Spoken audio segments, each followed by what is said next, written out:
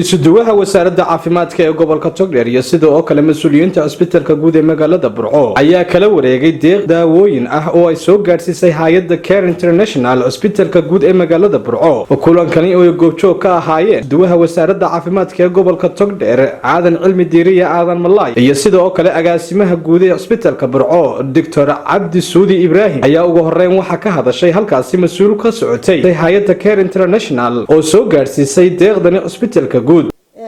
maanta waxa sharafi ah inaan joogno isbitaalkii guud ee magaalada Burco kaasoo aan ku wareejinayno alaab isugu jirta dawooyin iyo qalabka lagu nadiifiyo dhulka dawooyinkaasoo ka kooban antibiotics iyo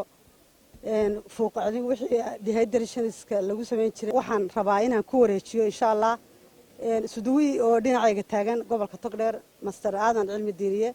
iyo agaasimiye isbitaalka guud oo isaguna dhinacayga bidix taagan oo ah Dr. Cabdi Suudi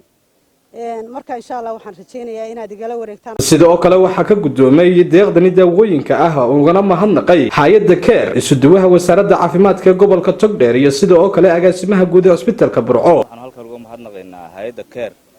oo sida arkaysaan maanta isbitaalka guud ee magaalada Burco noogu keentay dawooyinka iyo qalabka kale loo isticmaalayo nadaafadda runtii waa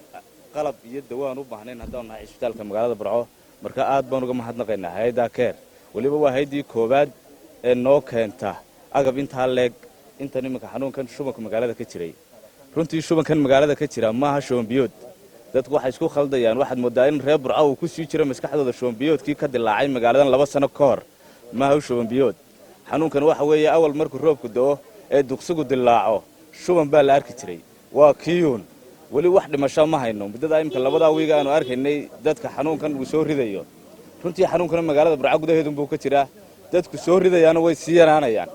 marka in warbaahinta iyo bulshada reer Burco waxaan ugu baaqaynaa inaanay oran xanuunkan magaalada ka jira waa shuban biyood maaha shuban biyood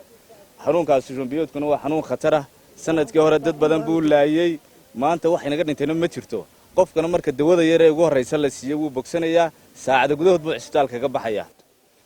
marka waxa weeyaan waxaan aad iyo aad ugu dadweynaha reer Soomaaliland ama Togdheerba waxaan ku baraarujinaynaa inay nadaafadda ilaaliyaan qofka laga bilaabo guriga ilaa bulshadaba inay ilaaliyaan waliba waxaan aad u si baraarujinaynaa meelaha ay dhibiyada kaamka ah iyo meelaha biyo fadhiistaan yaan aad ugu baraarujinaynaa in laga shaqeeyo qofka guriga qof isaga iska bilaabo farxalka ka bilaabo caruurtiisa cuntada oo qabow yaan la cunin